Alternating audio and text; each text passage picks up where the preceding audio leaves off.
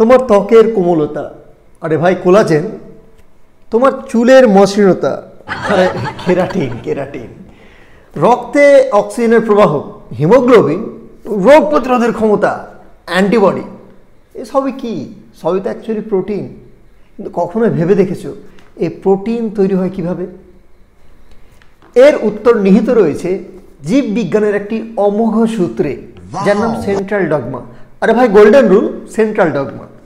Let's check what exactly central dogma. Central dogma হলো সেই rule যে দেখায় ডিএনএ থেকে কিভাবে প্রোটিন তৈরি হয়। এটি মূলত 3টি স্টেপে কমপ্লিট হয়। প্রথম স্টেপ হচ্ছে রেপ্লিকেশন, মানে ডিএনএ যখন নিজের আর একটা অনুরূপ কপি বানায় সেটাকে রেপ্লিকেশন বলি। এটা মেনলি যে কোনো সেল ডিভিশন হওয়ার আগে হয়, যাতে করে প্রতিটা সেলের মধ্যে ডিএনএ ঠিকঠাক কোয়ান্টিটিতে ডিভাইড হয়ে যায়। সেকেন্ড স্টেপ হলো ট্রান্সক্রিপশন। কোষের নিউক্লিয়াসে ডিএনএ তার ছোট্ট একটা খণ্ডাংশকে, যেটাকে জিন বলি, ওই ছোট্ট খণ্ডাংশটা নিজের একটা অনুরূপ কপি তৈরি করে এবং এমআরএনএতে নিজেকে পরিণত করে, মেসেঞ্জার আরএনএ।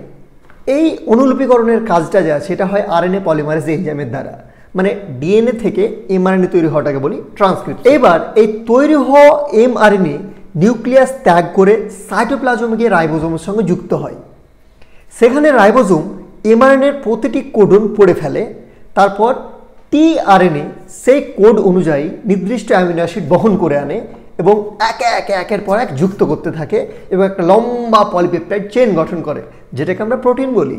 সো ট্রান্সলেশনে এমআরএনএ থাকে মেসেঞ্জার আরএনএ, যে বার্তা বহন করে আনছে। টিআরএনএ থাকে যে অ্যামিনো অ্যাসিড ধরে ধরে আনছে।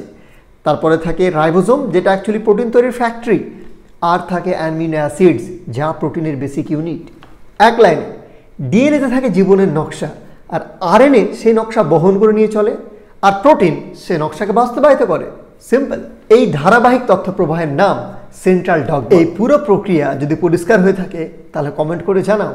এরকম ইন্টারেস্টিং ফ্যাক্টস পেতে ফলো করো।